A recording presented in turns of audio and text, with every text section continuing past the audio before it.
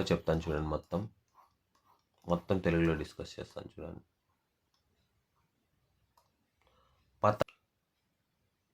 Hi hello welcome to Raghavendra YouTube channel. మనం physics series start చేసాం కదా. ఫిజిక్స్ సిరీస్లో ఇది రిఫ్రాక్షన్ ఆఫ్ లైట్ టాపిక్. దీంట్లో నుంచి కూడా ఖచ్చితంగా 1 or 2 క్వశ్చన్స్ వస్తాయి. ఒకసారి ఫస్ట్ టైం ఎవరైతే చూస్తున్నారో ఫస్ట్ సబ్స్క్రైబ్ చేయండి, లైక్ చేయండి, షేర్ చేయండి. మినిమం ఈ వీడియోకి ఒక 20 లైక్స్ అయితే ఎక్స్పెక్ట్ చేస్తున్నానండి. అదేవిధంగా ఇది ఓన్లీ గ్రూప్ డీకే కాదు, ఏఎల్పికి, టెక్నీషియన్కి, అదేవిధంగా ALP technician grade 3, NTPC stage 2 కూడా యూజ్ అవుతుంది. ఇది ఎన్సీఆర్టీ సిలబస్ చెప్తుండేది నేను. ఓకే, ఫస్ట్ టైం చూస్తుంటే ఫస్ట్ లైక్ చేయండి. మినిమం 20 లైక్స్ ఎక్స్పెక్ట్ చేస్తాను ఈ వీడియోకి. ఒకసారి చూడండి. The incident ray, the refracted ray and the normal to the interface of 2 transparent media at the point of incident all lie in the same plane. అదే అనమాట. ఇప్పుడు చూడండి, డయాగ్రామ్ చూడండి. ఇక్కడ చెప్తుండండి, ఇక్కడ ఇన్సిడెంట్ రే అనమాట ఇది. Next refracted ray. ఇక్కడ ఒక రే అనేది పడినప్పుడు ఏమవుతుంది, ఇది రిఫ్రాక్టెడ్ రే. నెక్స్ట్ ఇంకేమన్నాడు, నెక్స్ట్ ఇంకొక పాయింట్ కూడా అన్నాడు. ఏమన్నాడు, దీన్ని ఏమంటామంటే నార్మల్ అన్నీ ఒకే ప్లేన్లోనే ఉన్నాయి అని చెప్తున్నాడు. అంటే నార్మల్ అంటే ఏంది ఇక్కడ చూడండి, ఎన్ డాష్నే నార్మల్ అని చెప్తాం. ఎన్ డాష్ని నార్మల్ అని చెప్తాం. అన్ని లైన్స్ అనేవి అంటే ఇన్సిడెంట్ రేస్ అన్నీ ఒకే లైన్లో ఉన్నాయి అని చెప్తున్నాడు. ఇంకొక పాయింట్ ఏమంటే సెకండ్ పాయింట్, ఎయిర్ గ్లాస్ కూడా. అంటే 2 డిఫరెంట్ మీడియంలో లైట్ అనేది ట్రాన్స్ఫర్ అవుతుంది. The ratio of 2 different media అని కూడా అన్నాడు కదా. ఇక్కడ చూడండి, 2 ట్రాన్స్పరెంట్ మీడియా అన్న 2 డిఫరెంట్ మీడియా అన్న అంతా ఒకటే. అంటే ఎయిర్ వాటర్ కావచ్చు, అదేవిధంగా ఎయిర్ గ్లాస్ కావచ్చు. ఓకే, గుర్తుపెట్టుకోండి, చాలా important. Next, the ratio of sine of angle of incident to the sine of angle refraction is constant for the light of given color for the given pair of media. This law is also known as Snell's law of refraction. అంటే sin I divided by sin R is equal to constant. sin I divided by sin R is equal to constant అంటాడు. Next చూడండి, I value ఏ మిడిల్లో ఉండాలంటే 0 degrees I less than 90 degrees, వీటి మధ్యనే ఉండాలి value అనేది. Okay, I is the angle of incident, R is the angle of refraction. sin I by sin R is equal to ఏమి constant.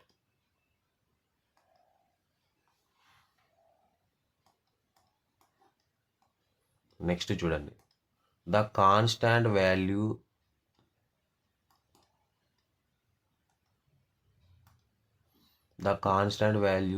is called refractive index and the second medium with respect to first. Second medium to with respect to first. ప్రతి line important. Let us study about refractive index some detail. నీట్గా ఇంకా కొంత డీటెయిల్గా discuss చేద్దాం. ఇప్పుడు చూడండి, you have already studied that ray of light that travels obliquely from one transparent medium to another will change in its direction in the second medium. The extent of change in direction that takes place in a given pair of media may be expressed in terms of refractive index. The constant appearing on the right hand side. ఏమని చెప్తున్నాడు, sin A by sin R is equal to constant. ఇంతసేపు నుంచి మీరు అదే కదా discuss చేసింది, కూడా అదే పాయింట్ అయినా ఇక్కడ చెప్తాను. ఇది కూడా ఎక్కువ ఏం లేదు. ద రిఫ్రాక్టివ్, నెక్స్ట్ చూడండి, the refractive index can be linked to an important physical quantity, the refractive speed of propagation of light in 2 different media. So air water కావచ్చు, అదేవిధంగా ఎయిర్ గ్లాస్ కావచ్చు. అదే కదా చెప్తాంది, 2 డిఫరెంట్ మీడియా. చాలా important. Propagate అంటే వెళ్ళడం అంటే డిస్పాచ్ అవ్వడం. Light travels fastest in vacuum with speed is 3 into 10⁸. చాలా చాలా ఇంపార్టెంట్ చూడండి. 3 into 10⁸ metre per second. In air the speed of light is only marginally less. So marginally less అనమాట compare to that the in vacuum. బాగా చూడండి ఏమంటున్నాడు,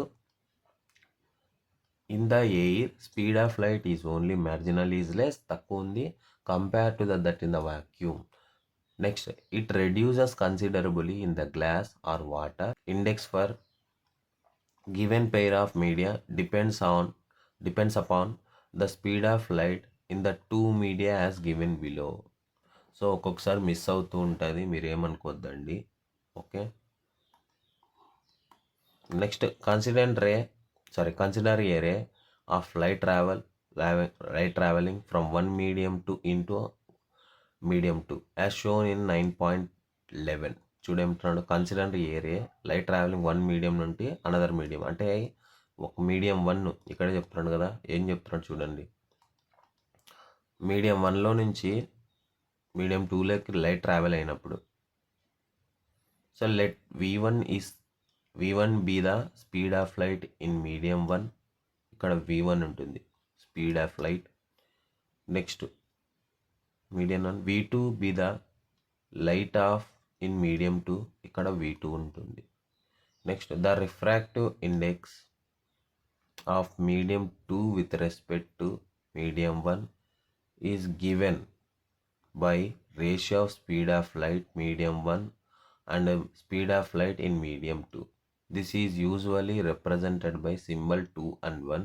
This can be expressed in the equation as form.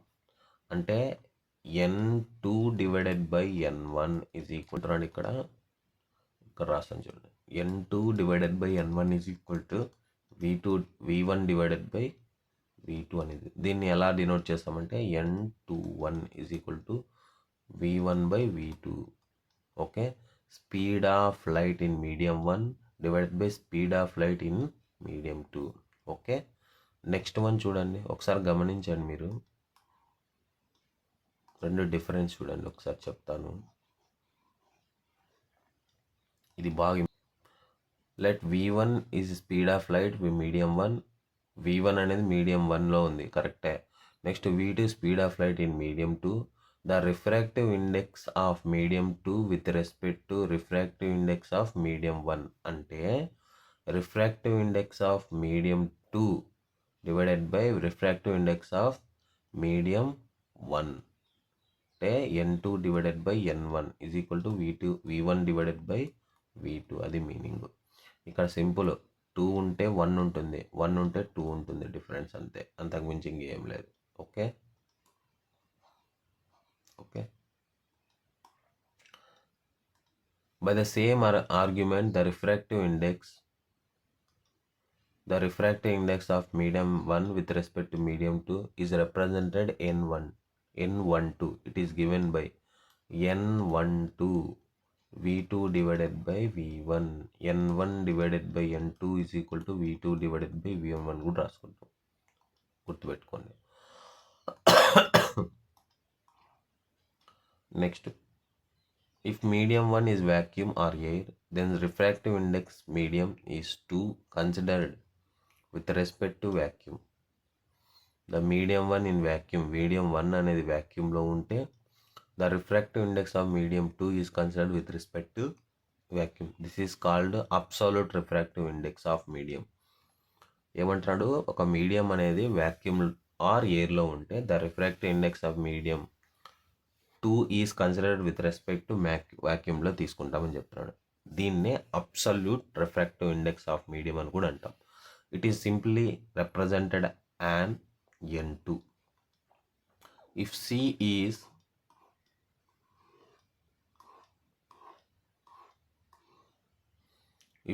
Is the speed of light in air, v is the speed of light in the medium, then the refractive index of the medium n suffix m is given by. అంటే ఇది absolute absolute refractive index అనమాట.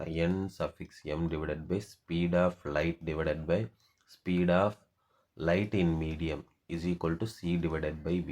n(m) absolute refractive index c divided by v. ఇది formula. Number of టైమ్స్లో formula ఎక్కడ use చేస్తామంటే మనము క్వశ్చన్స్లో use చేస్తాం, గుర్తుపెట్టుకోండి. Next, the absolute refractive index medium is simply is called a refractive index. The refractive index of several media is given table 9.3. From the table can you that refractive index of water n(w) 1.33. This means the ratio of speed of light in the air and the speed of light in water equal to 1.33. ఏమంటాడు? This means speed of light air అంటే ఇక్కడ ఏమి NW, speed of light in air, speed of light in water is equal to 1.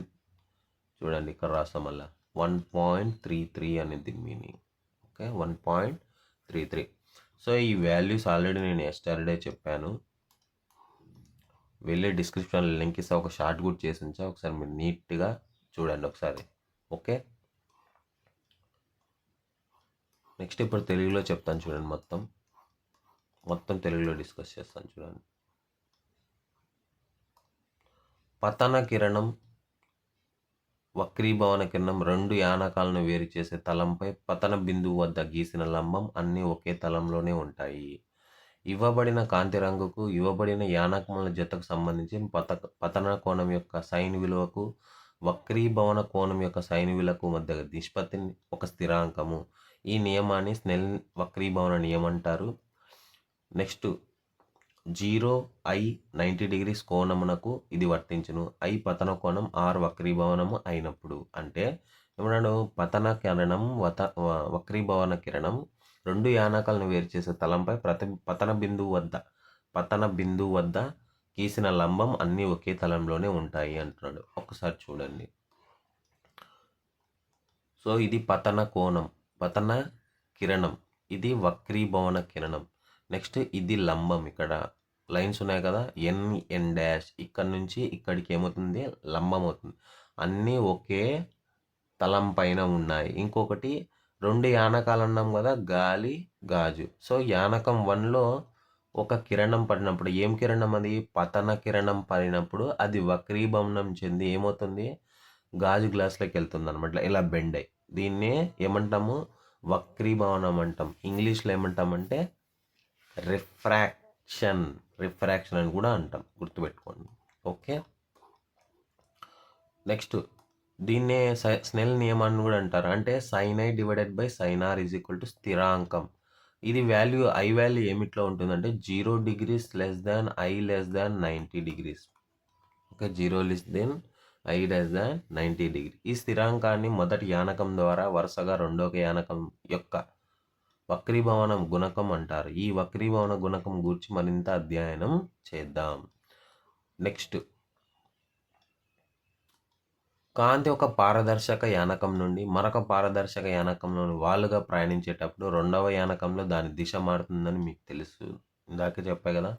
ఒక జత యానకంలో ఒక దిశలో మార్పు ఏ మేరకు జరుగుతుంది అనేది వక్రీభవన గుణకంగా తెలియపరుస్తాం. ఇది సమీకరణంలో కుడివైపున చూపబడిన స్థిరాంకం.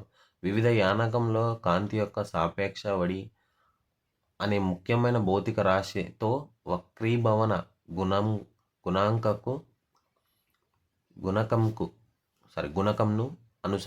అనుసంధానించవచ్చు. ఇది వివిధ యానకంలో కాంతి వివిధ వడులలో ప్రయాణిస్తుందని సూచిస్తుంది.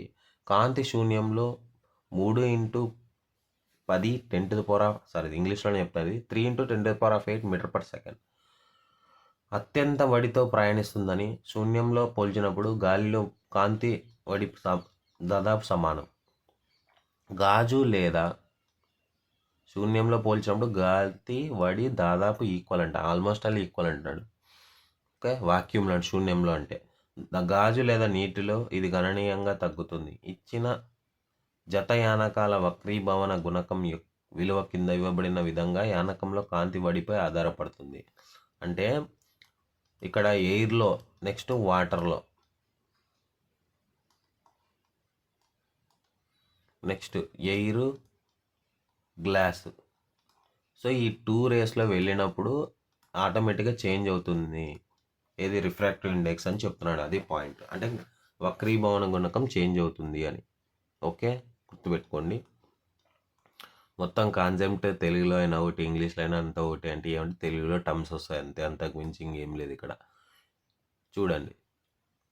సో చూడండి 9.11లో చూసిన విధంగా కాంతి కిరణం యానకం 1 నుండి యానకం 2లోకి ప్రయాణిస్తుందని అనుకుందాం. చూడండి. సో చెప్తా చూడండి, నీట్గా వినండి. సో ఇక్కడ రేస్ అనేది ఇట్లా వెళ్తూ ఉన్నాయి. అది ఎలా అవుతుంది? ఇలా బెండ్ అయింది చూడండి, ఇలా బెండ్ అయింది. సో ఏమంటున్నాడు అనుకుందాం. V1 అనున్నది యానకంలో కాంతి వడి, దిస్ ఈజ్ V1. నెక్స్ట్ మరియు అనున్నది ఇక్కడ V2 వస్తుంది. మళ్ళీ V2 అనున్నది కాంతి వడి 2 అనుకుందాం. యానకం 1 పరంగా యానకం 2 యొక్క వక్రీభవన గుణకం యానకం 1లో కాంతి వడి, యానకం 1లో కాంతి వడి మరి యానకం 2లో కాంతి వడుల నిష్పత్తికి సమానం V1/V2. ఇక్కడ ఇది వస్తుంది. ఇక్కడ మీకు ఇవ్వలేదు, నేను రాస్తున్నాను చూడండి. అంటే N2 డివైడెడ్ బై N1 అని. ఇక్కడ 2 ఉందంటే ఇక్కడ 1 ఉంటుంది. ఓకే, అంటే ఏంది? రిఫ్రాక్టివ్. N అంటే ఏమి? ఇక్కడ రిఫ్రాక్టివ్ ఇండెక్స్ అంటే వక్రీభవన గుణకం అని. సో యానకం 1 పరంగా యానకం 2 పరంగా వక్రీభవన గుణకం. యానకం 1లో కాంతి వడి చూడండి. యానకం 1లో కాంతి వడి అని అంటే ఏమి? V1 అని. నెక్స్ట్ యానకం 2లో కాంతి వడుల నిష్పత్తికి దీన్ని సమానంగా సూచిస్తారు, అంటే సాధారణంగా సూచిస్తారు. దీని సమీకరణం ఇలా రూపంలో మొదటి యానకంలో కాంతి వడి అంటే ఏంది? V1 అని. రెండవ యానకంలో కాంతి వడి అంటే గాలి, ఫస్ట్ ఎయిర్, తర్వాత గ్లాస్. గుర్తుపెట్టుకోండి. నెక్స్ట్ సేమ్ అదే పాయింటే. అదేవిధంగా యానకం 1 యొక్క వక్రీభవన గుణకాన్ని యానకం 2 యొక్కగా సూచిస్తారు. దీనిని ఇలా తెలియజేస్తారు. N12 అంటే ఇక్కడ ఏముంటుంది? 1 ఉంటే 2 ఉంటుంది. అంటే V2 divided by V1 reverse. గుర్తుపెట్టుకోండి. ఇది N12 అంటే ఏమి? N12 N21 అంటే ఏమవుతుంది? ఇక్కడ N1 డివైడెడ్ బై N2. ఇక్కడ 1 ఉంటే ఇక్కడ 2 ఉంటుంది, ఇక్కడ 2 ఉంటే ఇక్కడ 1 ఉంటుంది. గుర్తుపెట్టుకోండి. ఎందుకు అలా సార్ అంటే మనము ఇక్కడ ఏమి స్పీడ్ ఆఫ్ లైట్ కదా, అంటే స్పీడ్ ఆఫ్ ఎయిర్ కదా N అనేది. ఇక్కడ V2 అనేది ఏమి? Refractive index of air. అది గుర్తుపెట్టుకుంటాం. అలా అనమాట, రివర్స్లో గుర్తుపెట్టుకుంటాం. నెక్స్ట్ చూడండి, చాలా చాలా ఇంపార్టెంట్ కాన్సెప్ట్, బాగా చూడండి. యానకం 1 అనేది శూన్యం లేదా గాలి అయితే 2 యొక్క వక్రీభవన గుణకం శూన్యం పరంగా పరిగణించబడుతుంది. దీనినే యానకం యొక్క పరమ వక్రీభవన గుణకం అంటారు. చూడండి, యానకం 1 అనే శూన్యం లేదా గాలి అయితే రెండవ యానకం వక్రీభవన గుణకం శూన్యం పరంగా దీనినే యానకం యొక్క పరమ వక్రీభవనం అంటాం. ఇది సాధారణంగా Cతోనే, ఓకే, Cతో సూచించబడుతుంది. ఓకే, నెక్స్ట్ అట్లా కంటిన్యూకి వెళ్దాం.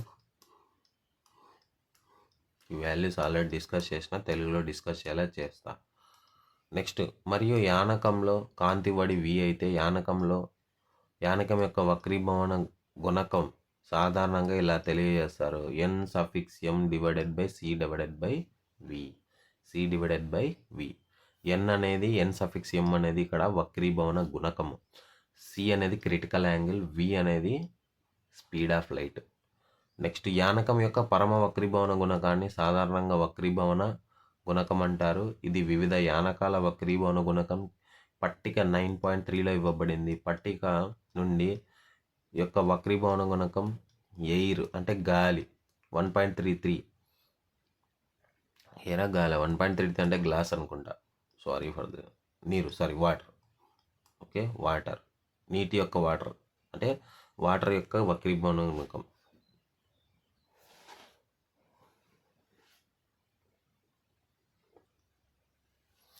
సో చూడండి, యానకం యొక్క పరమ వక్రీభవన గుణకాన్ని సాధారణంగా వక్రీభవన గుణకం అంటారు. ఈ యానకాల వక్రీభవన గుణకం పట్టిక 9.3లో ఇవ్వబడింది. పట్టిక నుండి నీటి యొక్క వక్రీభవన గుణకం 1.33 చాలా చాలా ఇంపార్టెంట్ చూడండి. దీని అర్థం గాలిలో కాంతి వడి మరియు నీటిలో కాంతి వడల నిష్పత్తి 1.33 అంటే గాలిలో కాంతి వడి మరియు నీటిలో కాంతి వడిల నిష్పత్తి అంటే చూడండి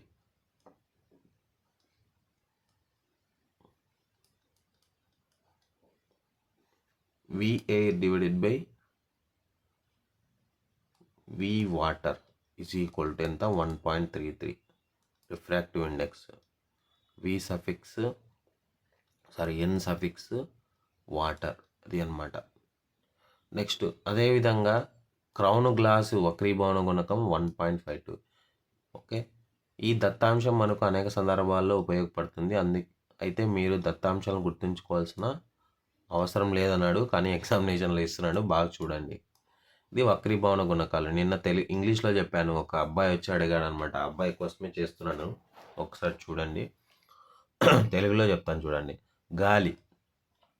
గాలి యొక్క వక్రీభవన గుణకం 1.0003. గాలి యొక్క వక్రీభవన గుణకం ఎంత? 1.0003. అదేవిధంగా వజ్రం చూడండి. వజ్రం యొక్క వక్రీభవన గుణకం 2.42. అయిపోయిందా? లీస్ట్ అంటే తక్కువ ఉండేది ఏది? గాలి. ఎక్కువ ఉండేది ఏది? వజ్రం 2.42. అయిపోయింది కదా. నెక్స్ట్ మంచు చూడండి 1.31, నీరు 1.33, ఆల్కహాల్ 1.36. ఇవి 3 గుర్తుపెట్టుకోండి. ఫస్ట్ మంచు ఎంత? 1.31 సిరీస్, 3 సిరీస్ అనమాట. నెక్స్ట్ వాటర్ అంటే నీరు 1.33. Next alcohol 1.36. ఈ 3 దగ్గరలోనే ఉంటాయి చూడండి. మంచు వచ్చి 1.31 +2 యాడ్ అయింది అనుకోండి, కొద్దిగా వేడి చేసి ఏమవుతుంది? 1.33 అంటే నేను మీకు గుర్తుపెట్టుకోవాలని చెప్తున్నా. నెక్స్ట్ ఆల్కహాల్ ఏమవుతుంది? +4 యాడ్ చేస్తే అయిపోతుంది, సింపుల్. ఫస్ట్ మనకు మంచు గుర్తుండాలి 1.31, కొద్ది వాటర్ కావాలంటే 1.33, ఇంకొకది ఆల్కహాల్ అయితే 1.36. అయిపోయింది కదా 1.3 సిరీస్. నెక్స్ట్ వన్ చూడండి. నెక్స్ట్ ఇప్పుడు 1.4 series. First kerosene 1.44. Next fused quartz 1.46. Turpentine oil 1.47. 1.4 series అయిపోయినట్టుంది. First kerosene 1.44. అదే 1.33 అయితే వాటర్, గుర్తుపెట్టుకోండి. 1.33 అయితే వాటర్, 1.44 అయితే కిరోసిన్. నెక్స్ట్ ఫ్యూజ్డ్ క్వార్ట్జ్ వచ్చి 1.46. ఇక్కడ కూడా +2 అయితే అయిపోయింది. టర్పెంట్ ఆయిల్ +1 పక్కన వెంటనే ఉంటుంది. 1.4 సిరీస్ అయిపోయింది కదా. నెక్స్ట్ 1.5 సిరీస్ చూడండి. 1.5 benzene 1.50, crown glass 1.52. Next Canada balsam 1.53. రాతి ఉప్పు తెలుగులో చూడండి 1.54. ఇంగ్లీష్లో ఏమంటారు దీన్ని? ఒక్క నిమిషం. కార్బన్ డైసల్ఫేట్, రాక్ సాల్ట్ 1.54 చూడండి. రాక్ సాల్ట్నే రాతి ఉప్పు అంటాం. గొంతు పోతుంది అయినా. నెక్స్ట్ రాతి ఉప్పు 1.54. నెక్స్ట్ కార్బన్ డైసల్ఫేట్ చూడండి. Carbon disulphate 1.63. 1.5 సిరీస్ ఏమి? First benzene 1.50, crown glass 1.52, Canada balsam 1.53, రాతి ఉప్పు 1.54, కార్బన్ డైఆక్సైడ్ 1.63 అయిపోయింది కదా. 1.54 అయిపోయింది కదా. ఇప్పుడు కార్బన్ డైఆక్సైడ్ అంటే 1.6 సిరీస్ చూడండి. కార్బన్ డైఆక్సైడ్, సాంద్రత ఫ్లింట్ గ్లాస్, ఇవి 2 పక్కనే ఉంటాయి చూడండి. ఫ్లింట్ గ్లాస్ చాలా important 1.65, carbon dioxide 1.63. Okay. Next కెంపు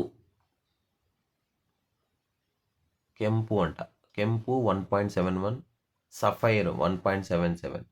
కెంపు 1.71, సఫైర్ 1.77. ఓకే, ఇవి రిఫ్రాక్టివ్ ఇండెక్స్లు అనమాట.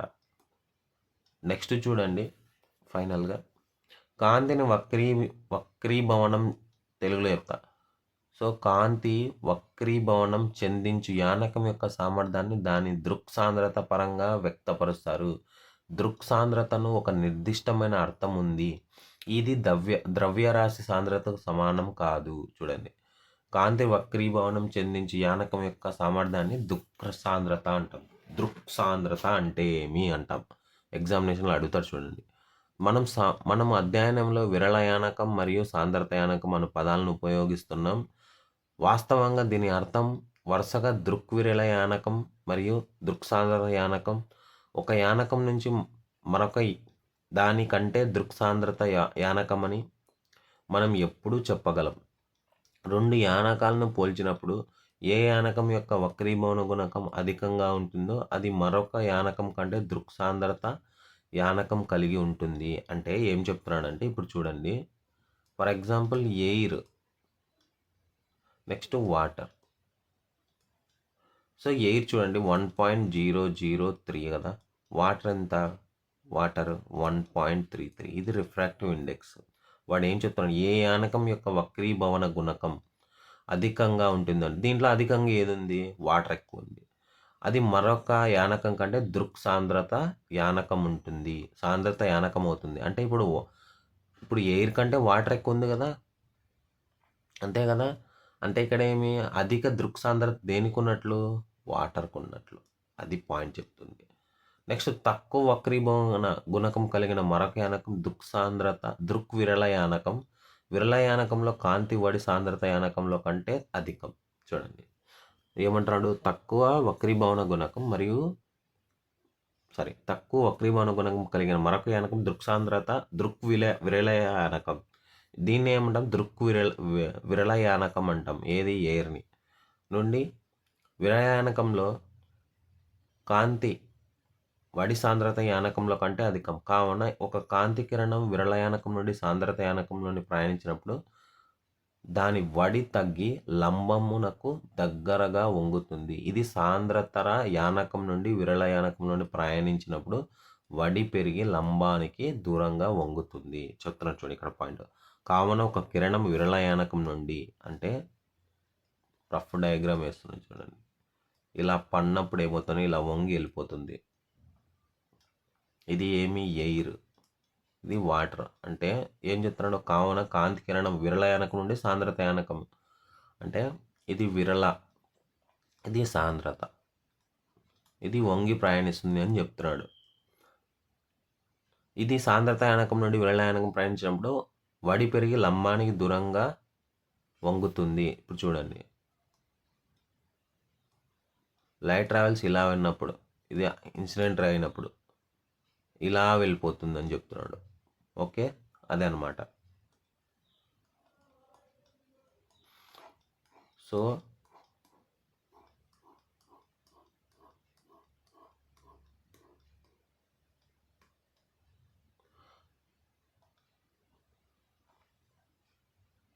the ability of a medium of refract light is also expressed in terms of optical density. Optical density has definition of connotation.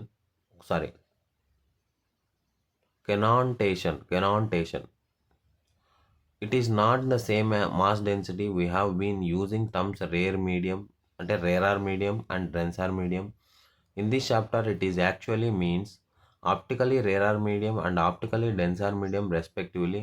When we say that medium is optically denser than the other, in comparing two media, the one with larger refractive index is optically denser medium than the other medium lower refractive index is optically rarer. అదే చెప్తున్నాడు, ఇంతసేపు అదే కానీ చెప్పింది. The speed of light is higher rarer medium than denser medium. This rare light travel one rarer medium to denser medium shows in the downs and bends towards the normal. When it travels from denser medium to rarer medium, it speeds up bends away from the normal. చూడండి ఏమంటాడు ఇక్కడ, this light ray travels from rarer medium to denser medium slows bends, అంటే normal bend అయిపోతుంది. అదే travels denser medium to rarer medium అయితే speeds up to bends away from the normal. ఇది అనమాట video నచ్చితే లైక్ చేయండి, షేర్ చేయండి, subscribe చేయండి. Thank you.